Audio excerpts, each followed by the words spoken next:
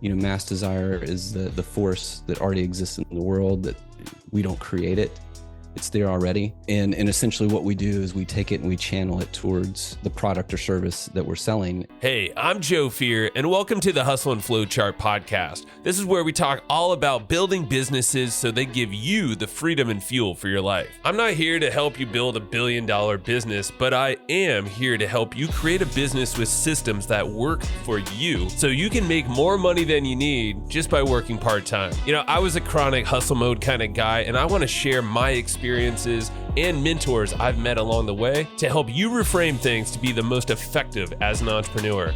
I wish I had this guidance and insight when I was younger, so that's what I'm doing here for you. Please share and enjoy.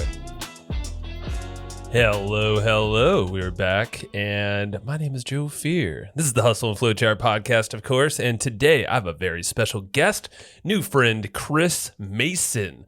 He actually is business partners with another favorite podcast guest I've had on it 2 times before, Brian Kurtz of Titan Marketing and also Breakthrough Advertising. He has the rights. That's, of course, Eugene Schwartz's book from the 60s.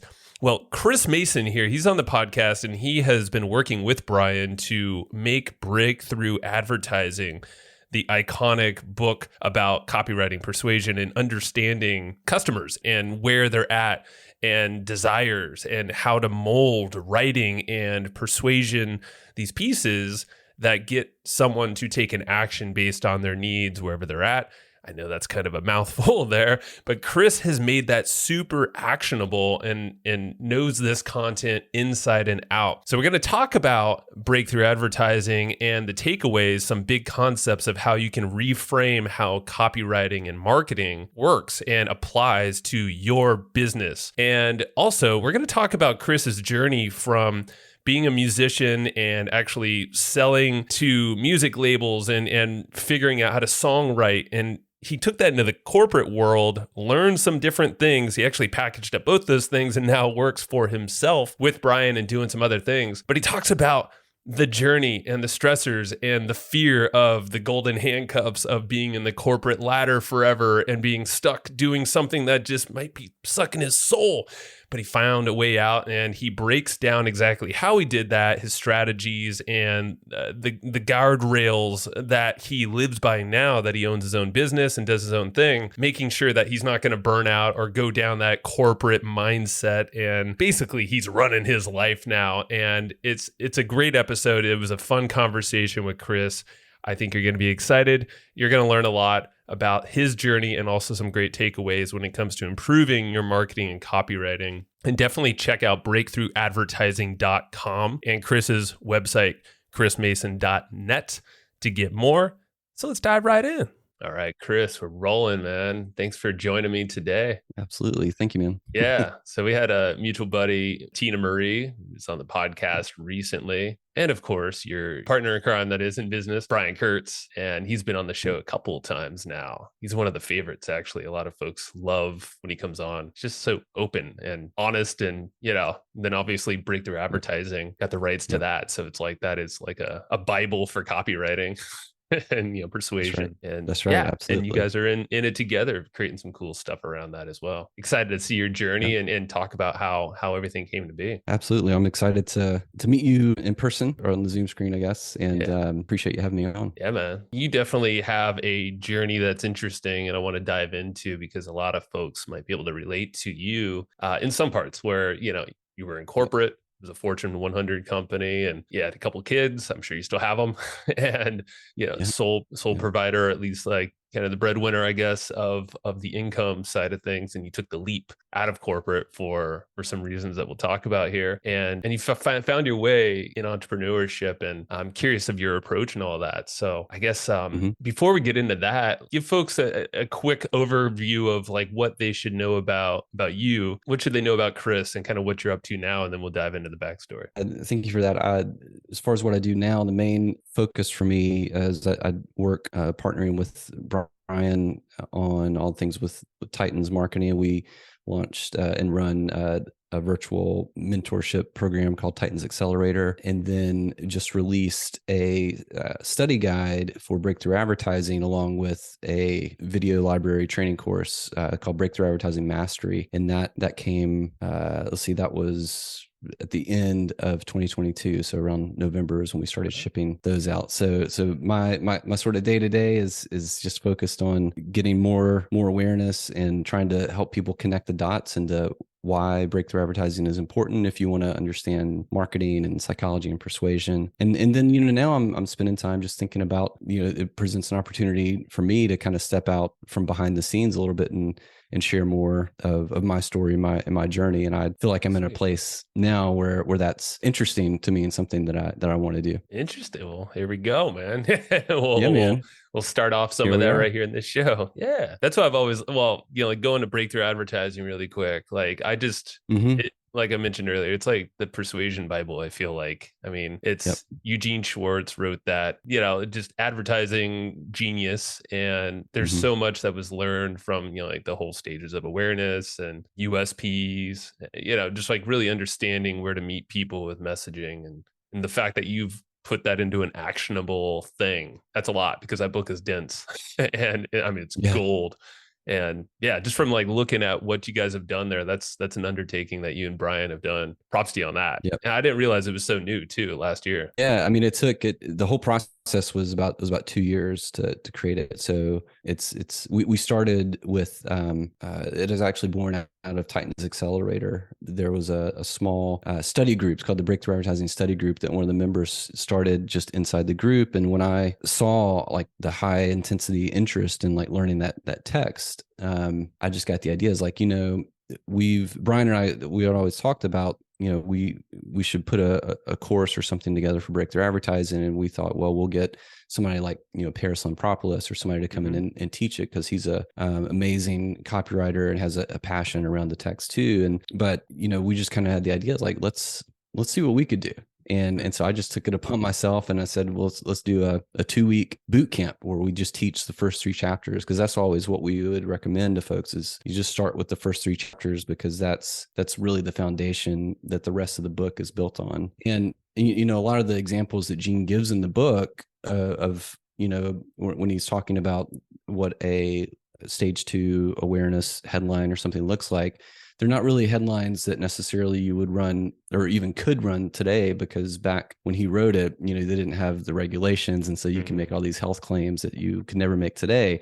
But he says something I think it's in the intro of the book, where breakthrough advertising is really a book about how to think. And that's when it clicked with me, is like he's sharing like how he views the world and how he views a market that he wants to create. Yeah. And that was the other thing, is like he says you're becoming a market maker. So you're identifying what the desire is in the market and then figuring out a way to channel it towards your solution. So it's more of like as much as a copywriting book and psychology and persuasion, it's like what your posture towards the market should be. That makes a lot of sense. And I think it'll make some more sense as we get into this too, because I feel like that's what you're doing. Yeah. Cause it's kind of finding the market and speaking to them. It's not changing their desires or creating a desire. It's you're tapping into their desire and where they're at and understanding that. Right. So I want to go back to your journey, like how you even got to that point. Cause I feel like you were kind of doing that. And you mentioned music was in your past I'm sure it's still around, hopefully. Mm-hmm. So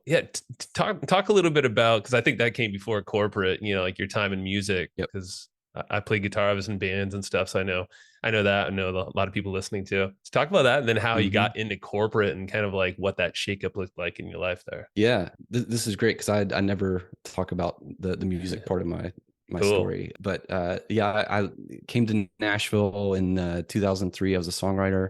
And, I was just writing kind of this Americana music and traveling around playing really small shows, coffee shops and things like that. And I was, my wife and I were married in 2003. So we moved up here and I was on the road a good bit. And the thing that I, looking back on it, you can see a lot more than when you're in the middle of it. But the thing that I really liked most about music was the actual songwriting process. Like, what I realized and kind of burned me out was like, I just didn't enjoy having to get up and entertain people. But I really enjoyed like telling a story. And so when I realized like I don't really want to have to be the guy on stage and promoting shows, but I do like the writing. I kind of got interested in the business side of music, and so while I was figuring out what to do, MySpace was around, if you remember that, way back in the day. And so I started a little agency selling to these MySpace marketing campaigns to record labels, and had a couple management music managers where I would do marketing for their artists. And that's where if you remember MySpace, like you had to learn a little bit of HTML. Yeah. You had to learn how to do a little bit of design work. And so I learned those skills. And the my biggest client was a record label, and they got purchased by Warner Brothers. And I lost that client because Warner Brothers came in and was like, let everybody go. Yeah. And so I was talking to a mentor of mine who I met with every week. And I said, I just don't feel like I really understand business. Like I feel like I'm missing something. He said, you should think about just getting a job and learning business on somebody else's dime. And so smart. that made a lot of sense to me. And I had a friend who worked at this healthcare company, and he helped get me in. And that was an 8-year journey for me in the corporate world. And it was very valuable. Like I learned a lot about just how to be a better business person, how to be accountable to other people on a team. So, I mean, I learned a ton of skills, but I always had this pull to kind of do my own thing. And there was a point in 2012 where I got this promotion. I went to a new company, and it was a much more traditional corporate world, and it just wasn't going to be for me long term. And so I started just figuring out how I could start something on the side that hopefully it would eventually turn into something. And I got introduced to copywriting. So I got introduced to direct response marketing, and it really clicked with me because it was just a different way to tell stories, is what I saw. And I was attracted to like the NLP and persuasion stuff. But I mean, really at the end of the day, it was like, I love that it's measurable, and that I can go deep on a story, whether it's personal or somebody else's. And the kind of pulling at the emotional heartstrings is really similar to songwriting. And so I just started looking for clients that I could help. And shortage of that random, yeah, is a random thing. And so on nights and weekends, I was doing client work. I ended up connecting with two guys, Dane Maxwell and Andy Drish. They ran a company called The Foundation. They wanted to launch a podcast. I applied for that gig and got hired by them as part-time. And Brian was one of the guests on the show. And that's how I met Brian. And we kind of hit it off. Networking via podcast. There you go.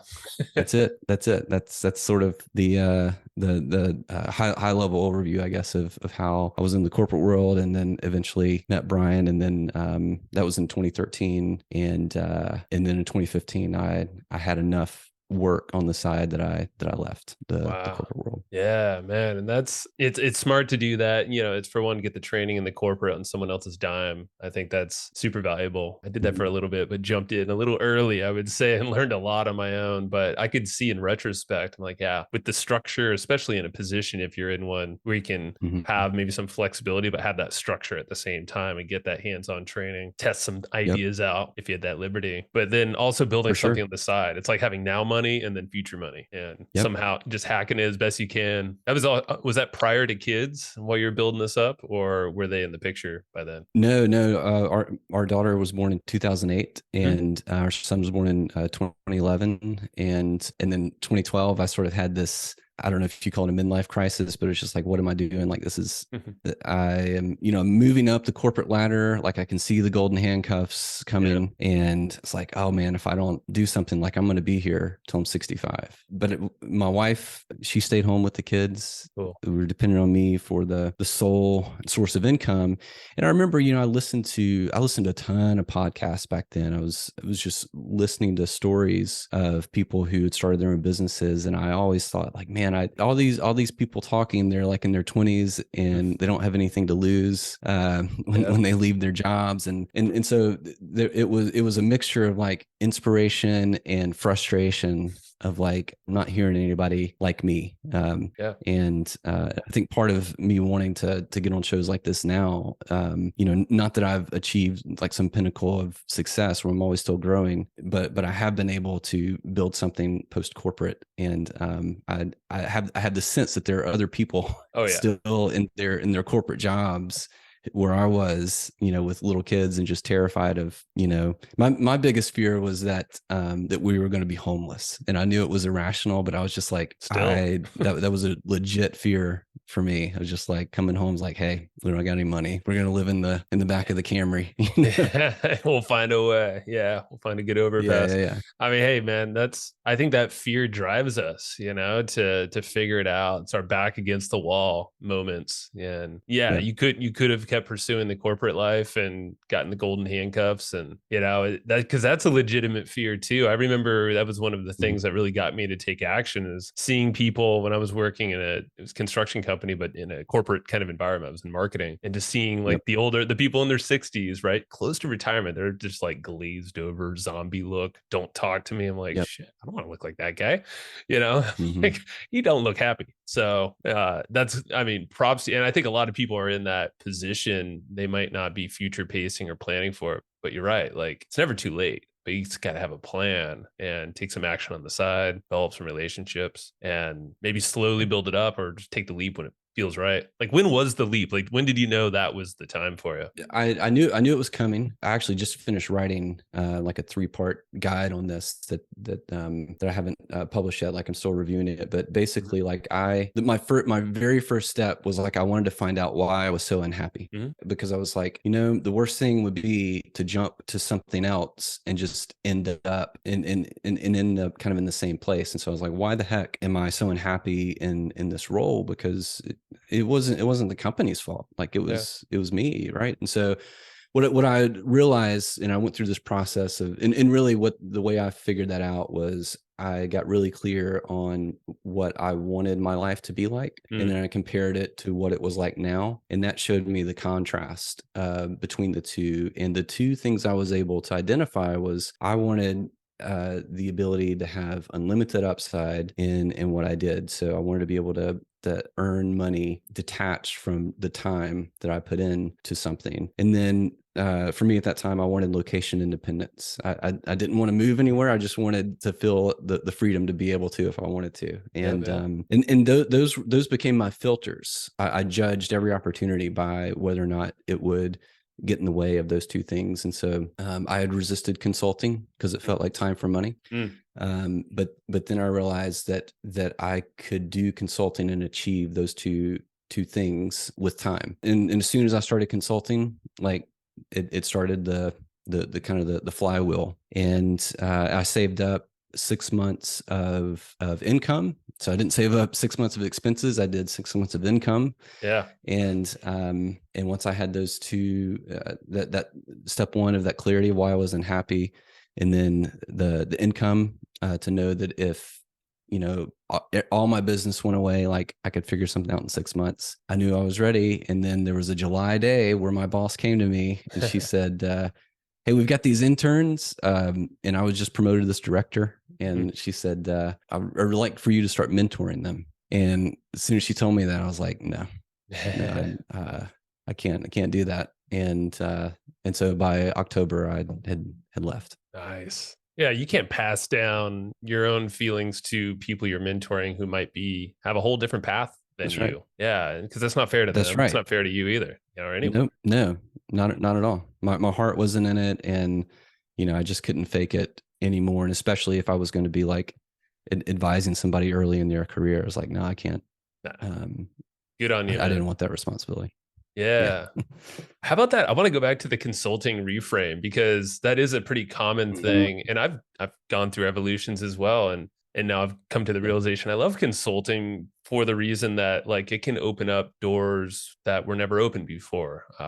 Even if you start with just a strategy session, it could develop into so many ways. So like, what was the reframe for you to get out of the time for money thing? The first thing I knew is that consulting would give me location independence. And then the other thing, because when I got introduced to the copywriting world, I also got introduced to the idea of earning royalties on your work. And I knew that that was a little bit of a, people didn't really do that as much anymore.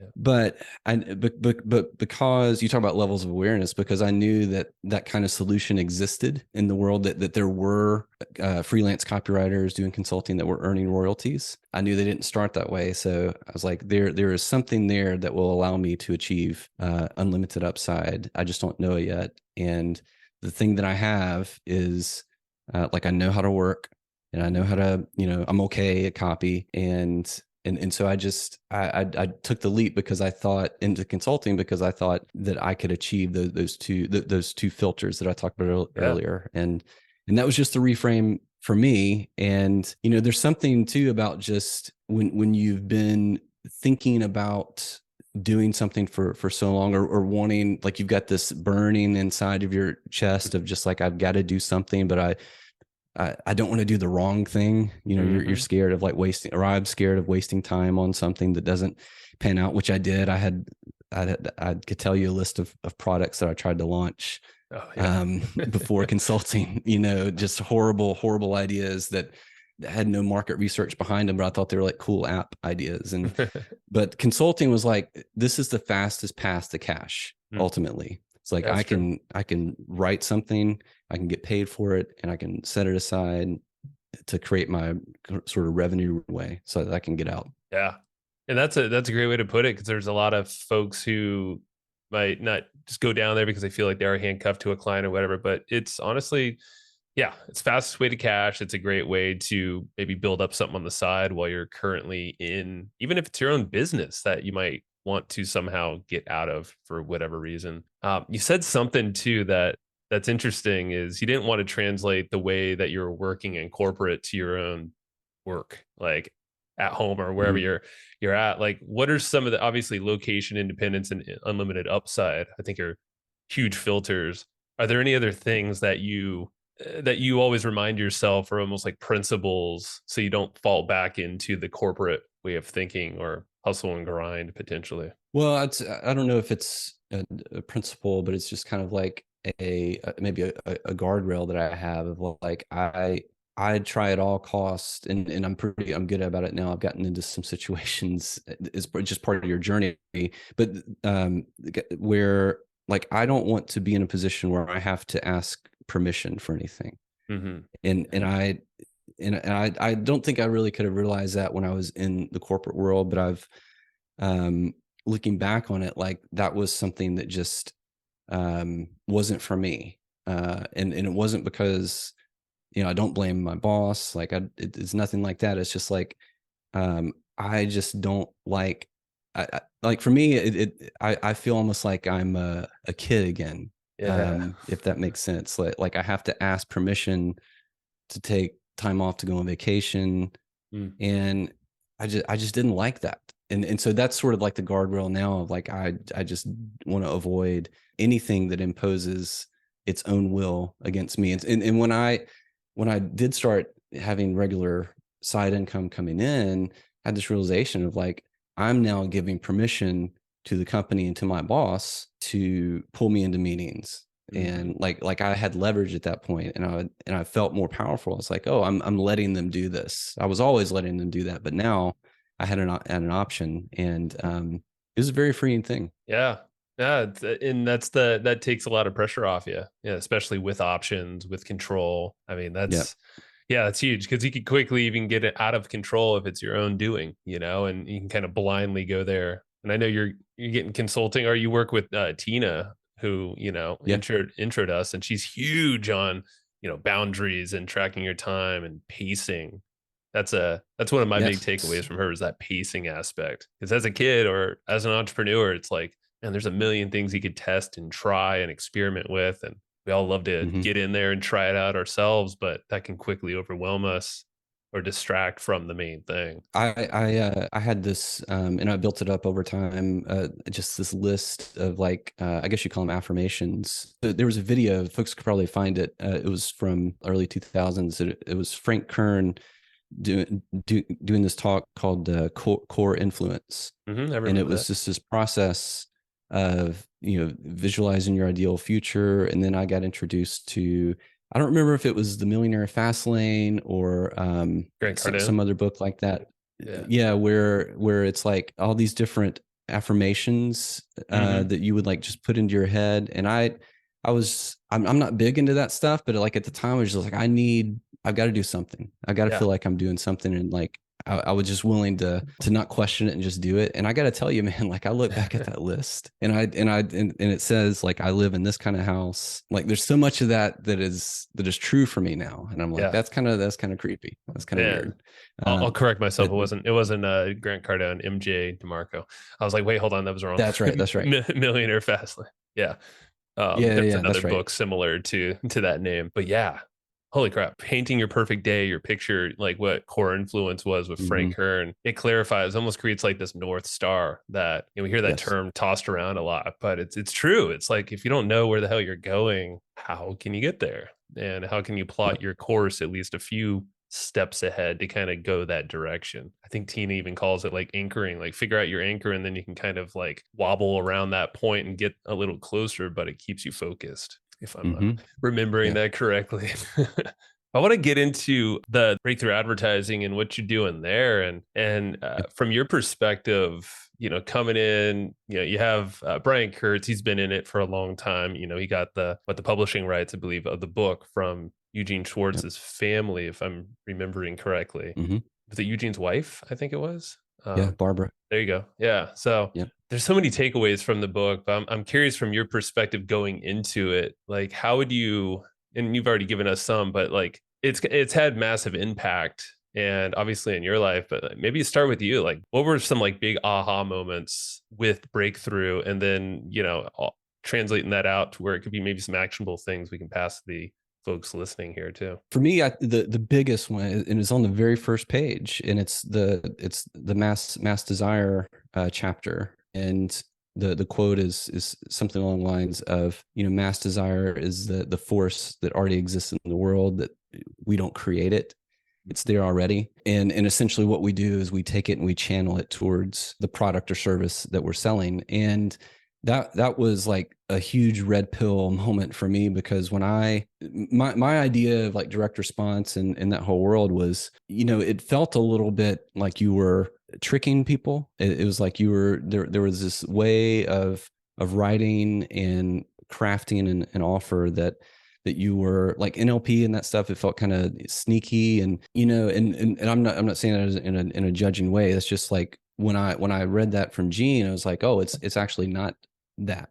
There are like I can change my view on what it is that we're doing. And with Gene, it was more of this posture of like we're going to look and see what problems people want to solve in their lives, and they usually fall in the big categories of health or wealth or better relationships. And then there are like, there's just sort of the surface level, and then you get under and you figure out like what are the specific transformations that people are really looking for. And then the process that he walks through then is once you've identified this mass desire that you want to channel. And the visual that I use in the boot camp that we teach is, you think of desire as like this river that is just running. It doesn't even know that you're there. It doesn't care about you. And what we do as marketers is like we're trying to find a spot to get into the river and like divert some of that water over Yeah. our way. And then you get into, okay, well, what does my market understand about their own desire? What do they understand about the problem that they're trying to solve? Do they even know that they have a problem? Do they know that there are solutions? Do they know that my solution exists? And so the level, then that's stages of awareness. And that's really a way to segment the people that you're going after. And it lines up perfectly with what's taught now of, top of funnel, middle of funnel, and bottom of funnel. Yep. So the folks who are most aware, those are the ones at the bottom of the funnel. They're probably on your email list. And then, going up to the top of the funnel, those are more the problem aware and the unaware of what you're of even what their own desire is. So the mass desire and what the job of a marketer and a copywriter is was probably the biggest thing. Is like I had the job description wrong. That was the biggest aha. That makes sense, because people thinking marketers or copywriters without knowing, or if you're jumping into it, yeah, it's like, how do I get them to think like me or to see the problem? And I guess there's hints of that you could sprinkle in, but really, yeah, that you Right. should be not should, but like it's matching where they're at. And I Mhm. like the river analogy too, because I Yeah. mean, we cycle through desires depending on conditions and time and age, whatever. There's always a flow of more people, coming through, but Right. and we change, of course, too. So that's probably why we should have different offers, different lead-ins, all of these things to match that desire at whatever time. That's right. That's right. And Gene, that for the first part of the book, it's all about just writing the headline and the lead in. Yep. So that it's all about like how do you get attention, and that's with your headline, a bit of body copy underneath it, and then the second half of the book, that's where he gets into specific techniques of once you've got the attention, then what are some techniques that you can use to keep it and sort of lead them down the path that you want to take them. And so, and he says, these are techniques that I've discovered and I came up with the names. You'll have your own. So it's like, even as you read through it, it's not like this is black and white. This is the only way to do it. He's like, this is what's worked for me. And there are certainly other techniques out there. And I appreciate that as well, because it sort of gives you, he's given you permission to sort of explore the space, so to speak. Yeah, because he's laying down the foundation, the principles of advertising. And like you said, the times have changed, the regulations, rules have changed of the game. Now we're dealing with AI, and there's anybody, quote unquote, can write copy, but at the same time, even using AI, it's like, really, like that's not gonna. There's still so much more to it. I guess. Do you have any thoughts on that and how like this new tech is playing into copywriting and what you're doing? Yeah, for sure. I mean, I do think that eventually it'll get to the point where it will, and it already is in many cases, like depending, like if you're talking about like an abandoned cart email sequence, like AI can already do that, indistinguishable from a human. And eventually it'll be good enough to look at a market and, help you come up with unique mechanisms. And it's probably already doing that right now. But I think the value of learning and understanding a book like Breakthrough Advertising, which, having been written in the 1960s, when, it wasn't a book that was put out like they are today, where it's really like a sales letter to sell you a high ticket program or something. Like there was something that's a little more genuine about it to me, and trustworthy. But because it does teach you how to think and how to think about the market, that is going to be an essential component of learning how to use the tools of AI. That's true. For quite a while.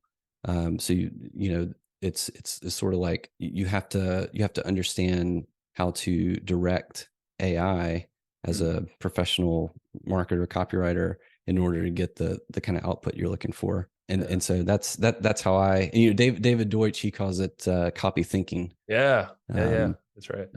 I think that's I'm happy you said that. It teaches you how to think. And there is this genuineness to the book, Breakthrough Advertising. And I'm sure in your course as well, because it's breaking That's that right. out into actionable bits. So, obviously it applies, but yeah, I think about that with people jumping to tech or AI or anything really. It's like, if you don't know how to think or direct the tool you're using, then how can you ever trust the output, the result of that thing? And now we all have access to this like immensely powerful thing, and it doesn't just give you gold automatically. You got to direct that thing, refine it, and it comes through understanding the principles, fundamentals of it. Yeah, and the other thing, as you were talking, I was thinking that the word that I mentioned before that Gene uses, and I believe it's in the intro, is like I'm going to teach you how to think like a market maker, somebody who knows how to create a market around an idea. And that's a valuable, if you look at now the landscape of AI, like the question then is like, well, what markets are being created now as a result of AI?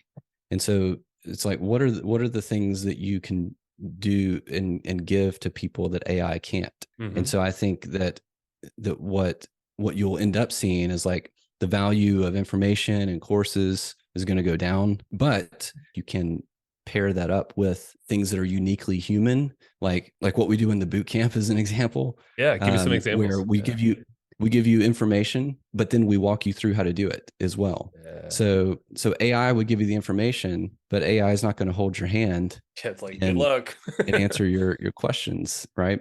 And so I think that markets like that are being created now, and I see kind of these sprint and cohort things popping up in the creator community that that other folks on Twitter and whatnot are starting to sell. And I think that, you know, if you're just relying on disseminating information, that you're going to have to start adding in things that are uniquely human that AI can't replicate. You know, tactile things even. Oh yeah. And of course, multi-modalities like in person or a workshop, boot camp kind of thing, where it's exactly bouncing off ideas. Like the human side, our humanity should never go away. And I know like Elon Musk is like freaked out about that, you know, and all that, understandably, you know. So again, it's like a tool, but it's not your only tool. Like, use your brain, know how to think, understand where it all came from in the first place, because it's all based off of that anyway. Or at least other stuff that might be less effective, you know. So it's knowing how to read the output and engineer that in a way that still has that human element to it.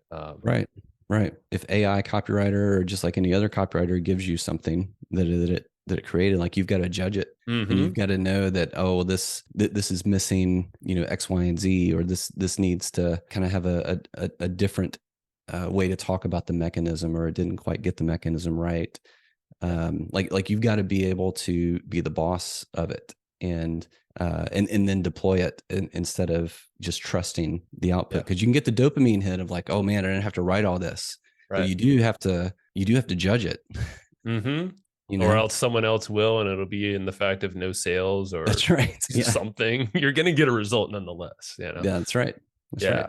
I'm happy we're talking about this, because I've definitely used AI already for copywriting, and it's a whole different way of thinking, and I definitely don't rely on it, but as a tool, like, to maybe give me a starting point based off of some kind of framework or thing, like a section of whatever, and then from there maybe refining a word or two or rephrasing things. Very valuable, but at the same time, dangerous if you just just take it for face value as it is. Yeah, I mean, right now I'm the same way, Joe. Is like it helps you get over that blank page. That's right. Because a lot of times I know I can move faster if I just have something to react to, even if it's you know, copy that's not good. I need to see it so I can say, oh no, that's not what I want. I want something like this, and it helps you kind of get there faster. You know? Yeah, man. There's a tool that I'll just shout it out because I've never shared it, but it's a newer one. It's called audiopen.ai,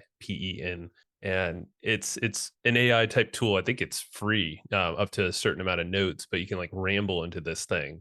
And cool. It's definitely using ChatGPT on the back end, and then it rewords your ramble. It's like free to like 3 minutes or something. So if you ramble like the premise of what you want to write or something, it's going to give you a decent starting point. It's not copy, but like if you prompt it as such and you're like, hey, this is the kind of tone, like, at least get the ball moving. And that's what I've been using for all sorts of different things. Could be for emails too. But then from there, obviously spin it into your own thing and refine it. But yeah, I'll tell you the way I've been using it is I've been building the habit of doing a daily email. And I want that to be sort of the hub of the content that I start putting out. So I'll write my email, and then I'll put it into ChatGPT, and I'll tell it to create a podcast script so I can see what it does. Because I have this idea of like, I could do these short podcasts based on the emails that I do. And then I ask it to create a Twitter thread for the content. And I've used some of the Twitter threads, you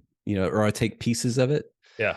I've never just copy and pasted it, but I tell you, man, I can get all of it. Like, I do the email in 20 or 30 minutes, and the other 20 or 30 minutes, I've got the Twitter thread and the podcast recorded. And I'm just doing this just to practice, to build the habit. I'm not even publishing this stuff.